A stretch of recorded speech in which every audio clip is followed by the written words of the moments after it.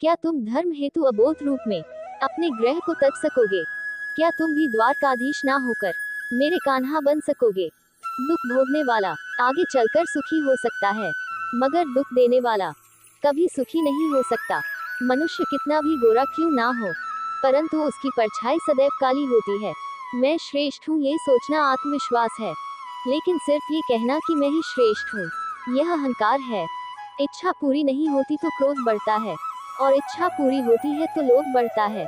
इसलिए जीवन की हर स्थिति में धैर्य बनाए रखना। मनुष्य जीवन जीने के दो रास्ते हैं, चिंता व चिंतन। कुछ चिंता में जीते हैं, कुछ चिंतन में। चिंता में जीने वाले हजारों हैं, और चिंतन में दो चार है। उसने तुम्हें मार्ग दिखाने हेतु संघर्ष का जीवन जिया, धर्म की शिक्षा हेतु उसने भी संघर्ष का हलाहल पिया।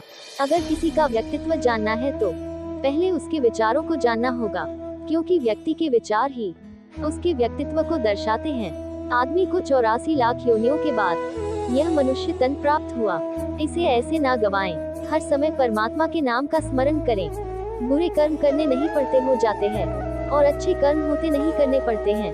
मीरा कृष्ण भजन गाती थी, हम मीरा के भजन गाते हैं।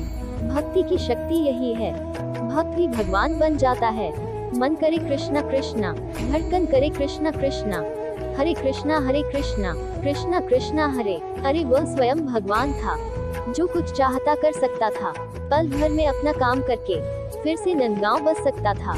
ईश्वर ने हमारे भाग्य में जो लिखा है उसे हमसे कोई नहीं छीन सकता। लेकिन अगर हमें अपने ईश्वर पर सच्चा भरोसा है तो हमें वो भी मिल सकता है जो हमारे भाग्य में नहीं लिखा होता। इंसान का मुश्किल वक्त उसके लिए एक दर्पण की तरह होता है, जो हमारी क्षमताओं का दर्शन हमें करवाता है। इस पूरे ब्रह्मांड में ऐसी कोई ताकत नहीं जो इंसान की इच्छाओं की पूर्ति कर सके, क्योंकि इंसान की इच्छाएं एक समुद्र के समान होती है जिसे कभी भी भरा नहीं जा सकता। अगर कोई मनुष्य हमारे साथ बुरा कर रहा है तो उसे करने दो, यह उसका कर्म है और समय उसके कर्म का फल उसे जरूर देगा। लेकिन हमें कभी भी किसी के साथ बुरा नहीं करना चाहिए, क्योंकि यही हमारा धर्म है। दुष्ट लोग अगर समझाने मात्र से समझ जाते तो यकीन मानो महाभारत कभी ना होती। जिस व्यक्ति के पास संतुष्टि नहीं है उसे कितना भी मिल जाए वह असंतुष्ट ही रहेगा।